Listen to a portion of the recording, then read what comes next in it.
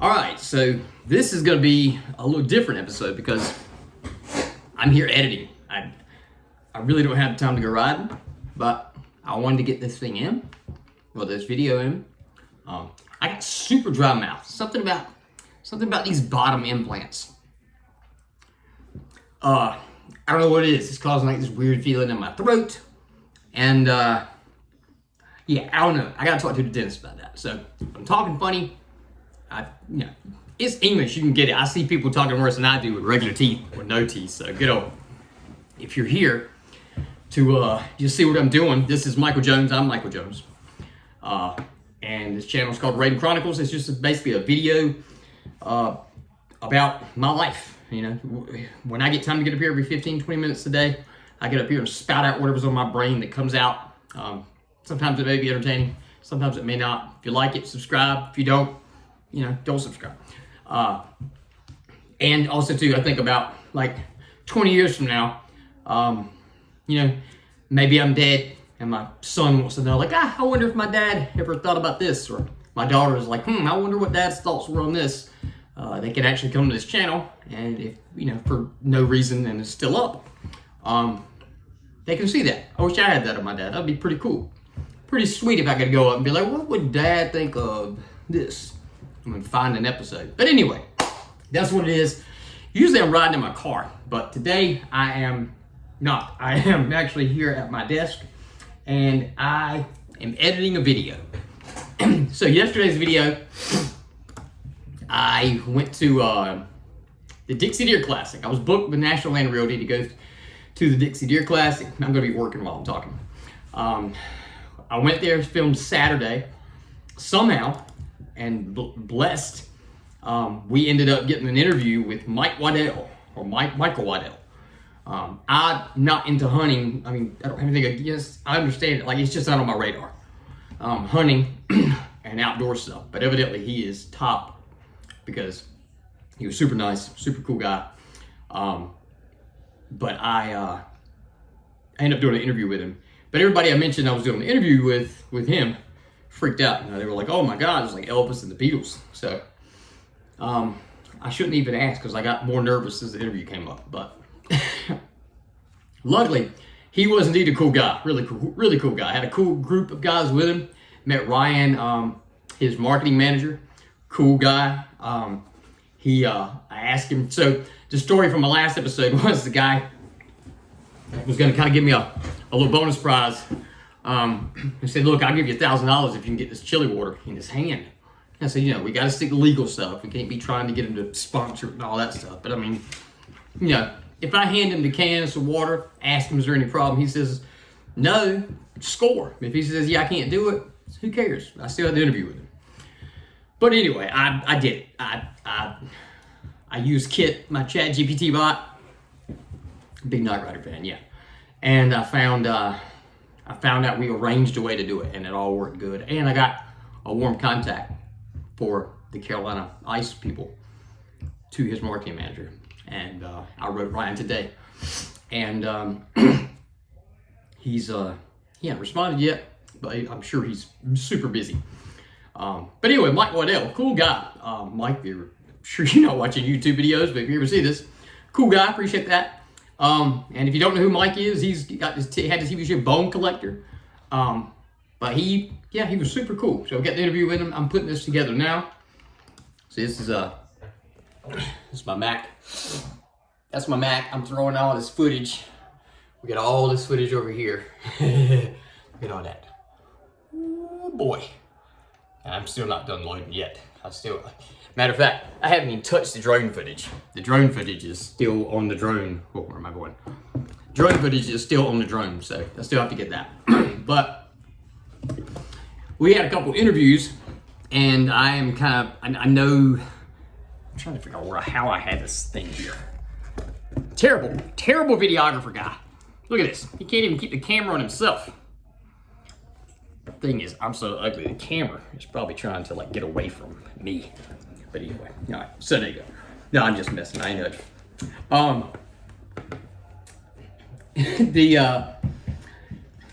The portions that have videos of, like interview style, I'm going to bring them down into the timeline. get the sound, color, and we'll color grade all those. I got Rode Pro wireless, which I never have a problem with. I don't know what happened, but on half my footage for the interviews, you know, the Rode wireless, the mic captures, they actually capture onto the mic. Luckily, thank you, Rode. You saved me, because I don't know why, but the transmission from the phone, no, not from the phone, transmitter to my camera, somehow it just like distorted, popping, but I got the backup file from the actual mic, so that saved my ass. So I got to put all that together, get the audio right, color grading, and then after that, I'm gonna get the drone footage, start bringing that in. That's probably go cap off the front, maybe do some drone footage at the end, maybe right in the middle when maybe they reference some of the events going on. We get some B-roll. Yeah, my hands are huge, aren't they? Okay. But I got a couple days put this together, and then we'll have a whole interview from my standpoint, being out of work, providing content for Carolina Ice and National Lamb with the Dixie Deer Classic. I'll have a little Canuck to get in where, you know, my services can be seen. Trying to see what my phone was bringing in here. Where my services can be seen. You know, through Carolina Ice, chili water, stuff like that. So we get this interview together. We do the tags in the video to help bring it all together. It's like a big web on the internet. So that is what I'm doing now. Conservation Education Organization. And not too bad this sounding. event Okay. is Still sounds a little distorted. I don't know why. That's Hear this guy. We've got a booth. We're sponsoring the Dixie Deer Classic. I think maybe my preset came undone, but I don't know why my preset would have came undone. But it did. I guess it's happened and it's over. But The Dixie Deer Classic is very special to me. I've been coming out here since I was 5 years old, and this place always feels like home when you get together with everybody every year. It's just great to see everybody and hear all the hunting stories. You know, there's no special place like the Dixie Deer Classic. that guy hates being on camera. Apparently he used to be a videographer or something, and he just like, you know, this dude's just like, oh, I don't want to be on camera. Like, so miserable about it. But yeah, I don't know. I'd probably be like that too about the band stuff. If I went somewhere and people were like, man, would you get up and sing or something? I'm just like, man, I don't want to do that anymore. Just, you know. But as far as business, I got I talk about my struggles in business, video, work like that, get consistent clients. I've got Hairology from Goldsboro. I'm going to see Lauren, I think her name is Lauren, Britt, Stephanie, somebody. Going to see them, talk to them on Wednesday. Got an appointment with them, I think at like 11:30 on Wednesday. Ooh, I'm glad I didn't cross that appointment up. I think it looks huge. Okay. Anyway, but I'm going to go see them. So I'm going to try to come up with like a free video to shoot in their hair salon. Just to have some footage of a hair salon, because I've been wanting to do some hair salon footage. I think I can do something really cool. But I'm gonna look up some stuff tonight and the next day. I'll probably get Amber to look some stuff up too and shoot me some ideas. May even call the master Phil Benz and try to get him some ideas. Not try to get him some ideas, but try to get some ideas from him. Number one, videographers never film directly into a big bright white window, which is exactly what I'm doing. Sorry about that. I got a mouse and all. See all this? I got this stuff up here on my desk, so I'm trying to navigate that. I got the toolbox from Neo up here for editing, which I love, by the way. If you haven't got one and you're editing with Final Cut Pro or Adobe Premiere, I don't know if it works with DaVinci. Man, it's one of those things, kind of like the Tesla. You're like, man, I wouldn't use any of that stuff. That stuff don't interest me. And then excuse me. And then you let your car drive on a trip one time, and you're like, all right, I don't know if I want to drive anymore. It's pretty cool letting the car drive all the way up there. just being honest. A lot of people think like I bought the car for that, but I didn't. I bought it and then got it free. Elon Musk hooked you up for a month / got you to subscribe. But yeah, it's kind of like that. The FSD and the car is with the Neo.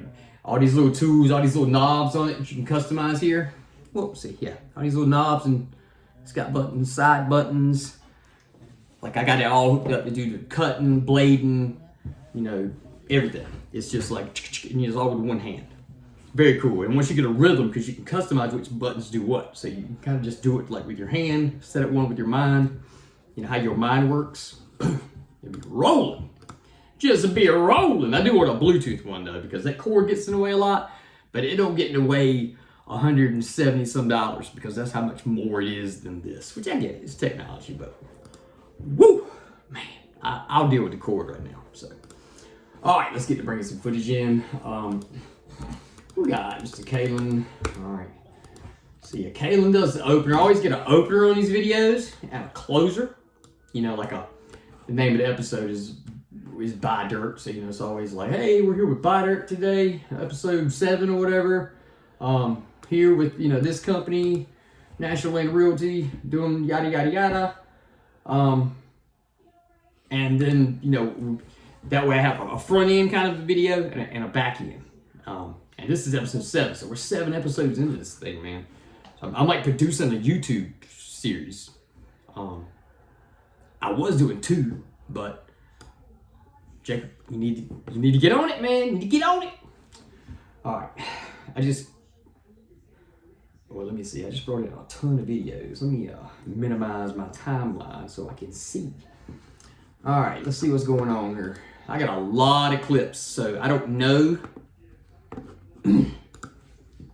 how in the world do you change your view on Final Cut Pro?